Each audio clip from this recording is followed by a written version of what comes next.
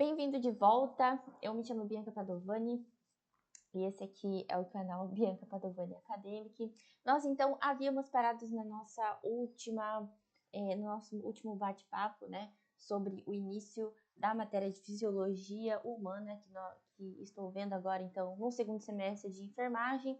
Nós havíamos parado justamente nesse conceito de bomba de sódio e potássio, né? Então vamos lá a ele. O que seria então a bomba de sódio e potássio?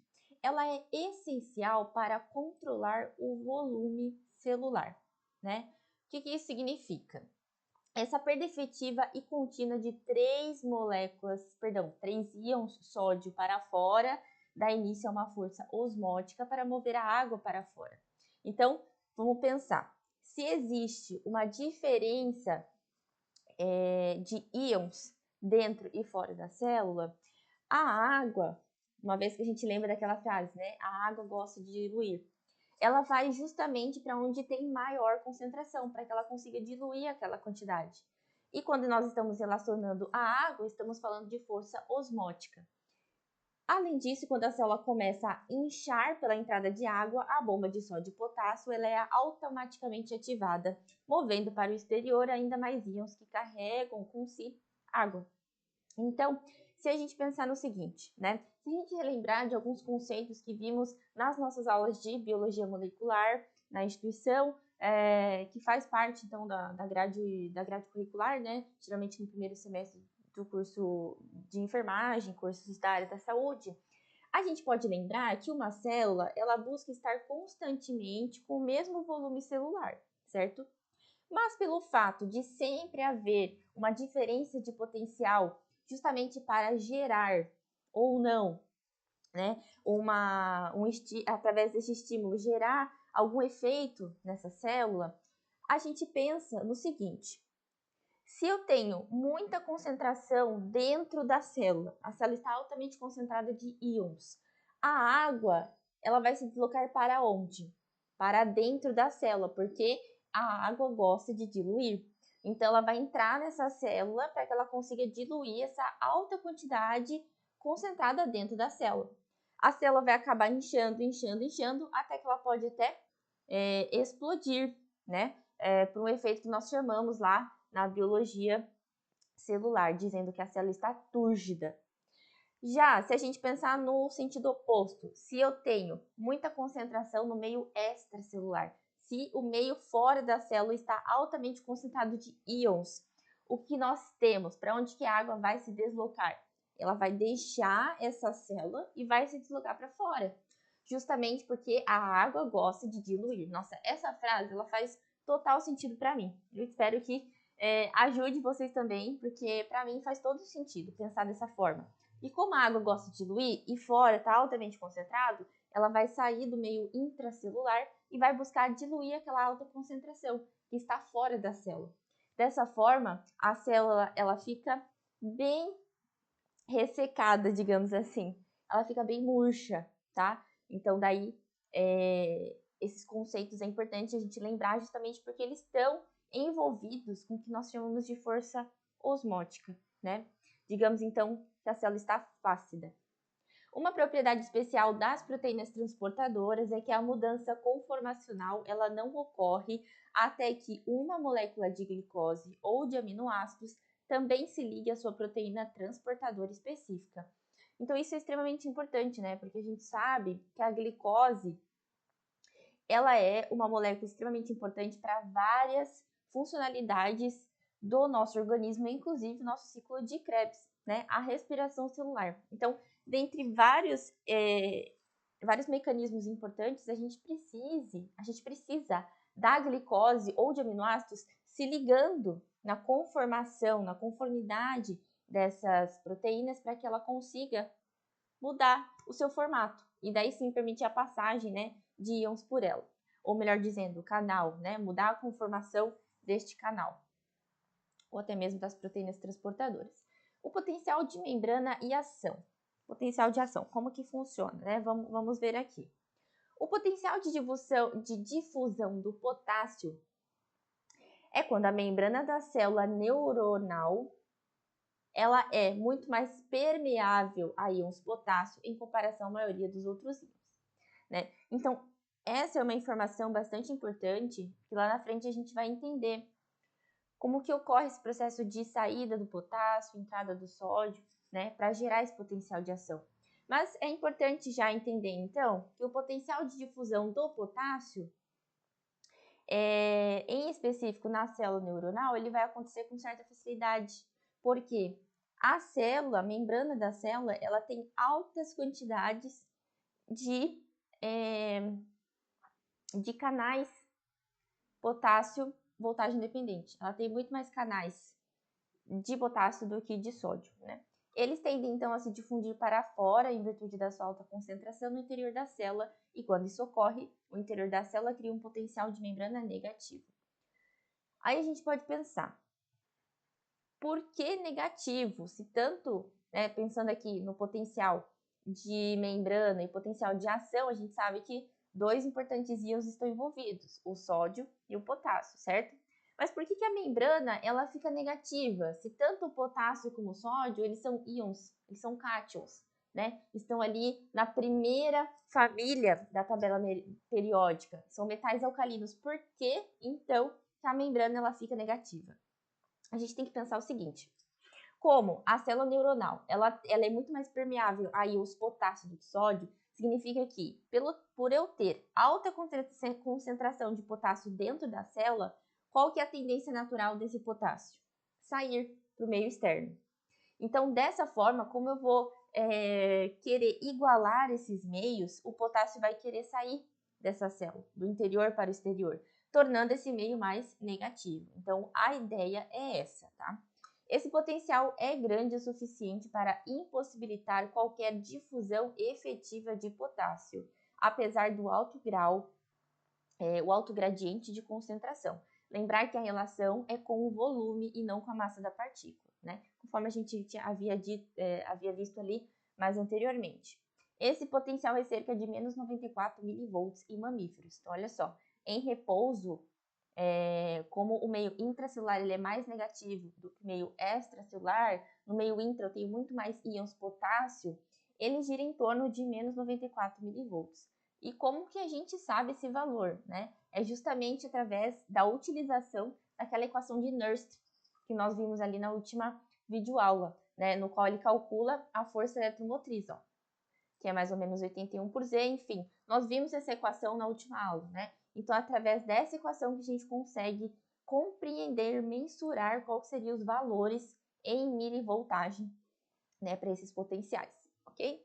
Já o potencial de difusão do sódio. Os íons sódio irão se difundir para dentro da célula devido à sua alta concentração no meio extracelular.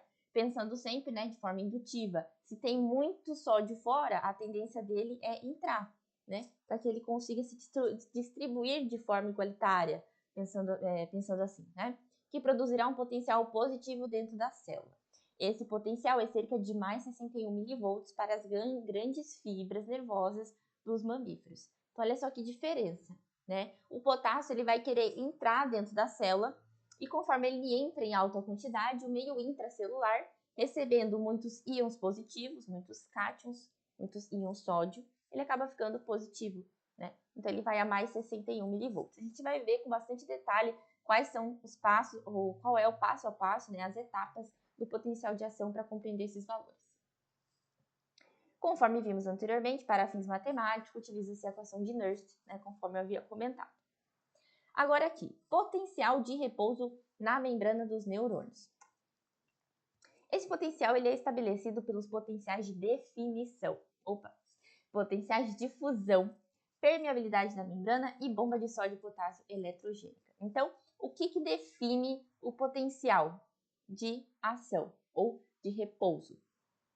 O potencial de repouso em específico vai ser, então, estabelecido por esses 3 pontos: potencial de difusão, permeabilidade da membrana e a bomba de sódio e potássio eletrogênica, tá?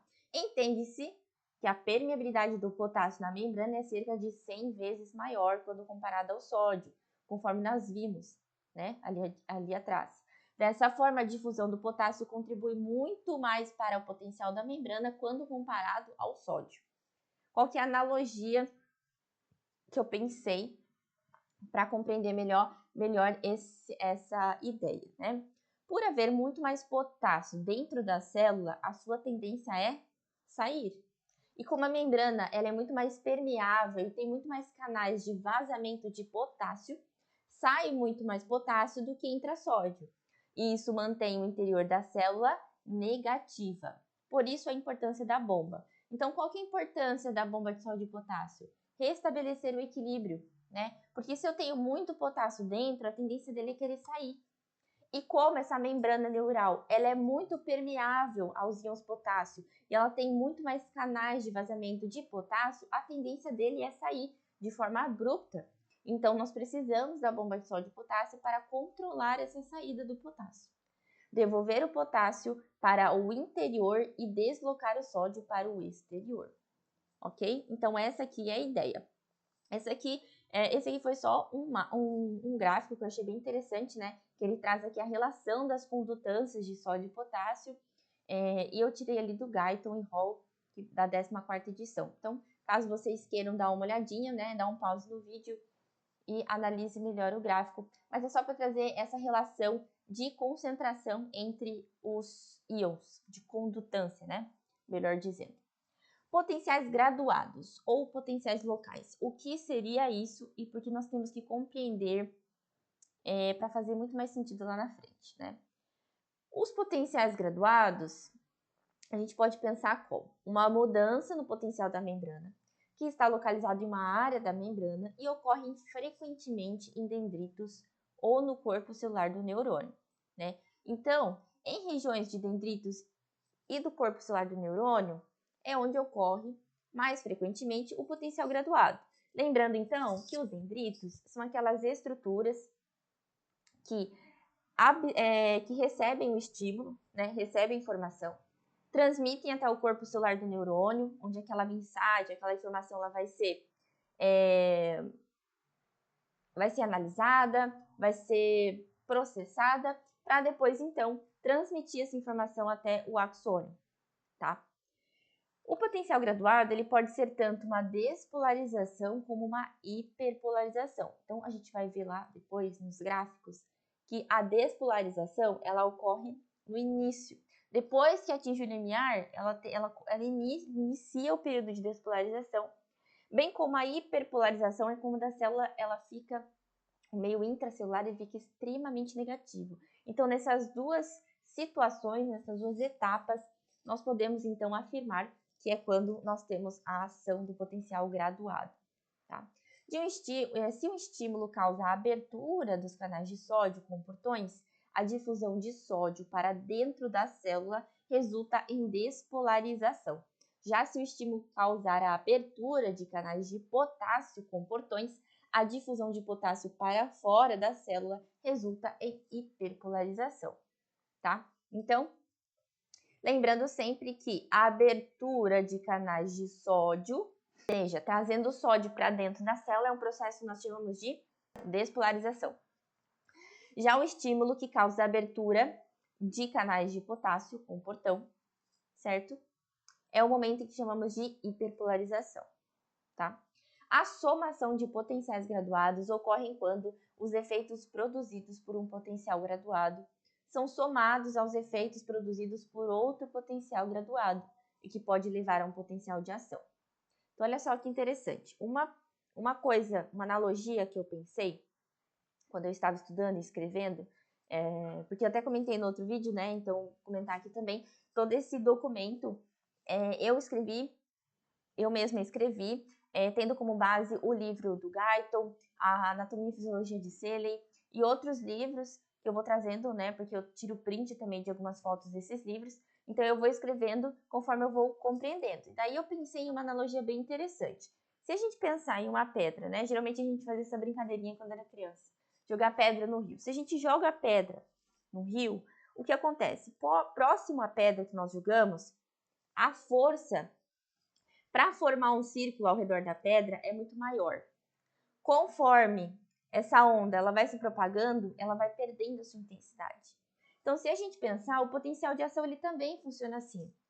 Ele ocorre em pequenas distâncias, né? Até que mais para frente a gente vai ver, né, na fisiologia do sistema neural, a gente vai perceber que existe até as bainhas de mielina, que permite a propagação dessa informação de forma saltatória, justamente para acelerar essa propagação, né? Mas voltando aqui, quando a gente tem, então, a gente joga a pedra, quanto mais próximo, maior o efeito dessa onda e ela vai minimizando, perdendo a sua intensidade conforme o tempo. Isso também acontece com potencial de ação. E os potenciais graduados são justamente isso. Eles podem se somatizar para daí sim terem força, terem intensidade suficiente para atingir o limiar e atingir o que nós vamos ver ali logo à frente, a lei do tudo ou nada, tá? Então, é como se eles se somassem para aí sim causar uma intensidade forte bastante para atingir o limiar. Importante destacar que um potencial graduado ele não pode transmitir informações por longas distâncias, né? Conforme então eu disse aí também, segundo a nossa ideologia. Nessa tabela, que eu achei bem interessante, ó, eu retirei do livro de Anatomia e Fisiologia de Seeley, nós temos então as características dos potenciais graduados. Vamos ver aqui. O estímulo causa abertura de canais iônicos, aumentando a permeabilidade da membrana para sódio, potássio ou cloro. O aumento da permeabilidade da membrana para o sódio resulta em despolarização. O aumento da permeabilidade da membrana ao sódio ou cloro resulta em hiperpolarização, tá? Que é justamente os dois, eles estão na mesma linha, digamos assim, do gráfico. A gente vai ver logo à frente, né? Nós temos a fase de repouso, repolarização, despolarização, hiperpolarização e repouso. Então, a gente percebe que esses dois estão no mesmo lado do gráfico, né? Isso que eu quis dizer. A magnitude do potencial graduado, ele é proporcional à força do estímulo. Então, quanto maior a força, maior a magnitude. Quanto maior a magnitude, maior a força. Potenciais graduados podem se somar, conforme eu havia dito, né? Portanto, o potencial graduado produzido em resposta a diversos estímulos, ele é maior do que um produzido em resposta a um único estímulo.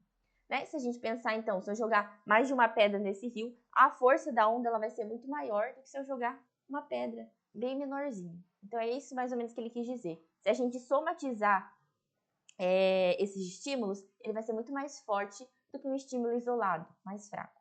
Potenciais graduados são conduzidos de forma decremental, ou seja, sua magnitude diminui assim que ele se espalha pela membrana plasmática, né? A ideia da onda se propagando ali no rio, perdendo a sua intensidade, quanto maior a distância. Potenciais graduados não podem ser medidos alguns milímetros do ponto de estimulação, justamente porque não permite longas distâncias, né? Um potencial graduado despolarizado pode causar um potencial de ação, tá? Então, essa tabela lá traz aí as 5 principais características desses potenciais graduados. Mas então,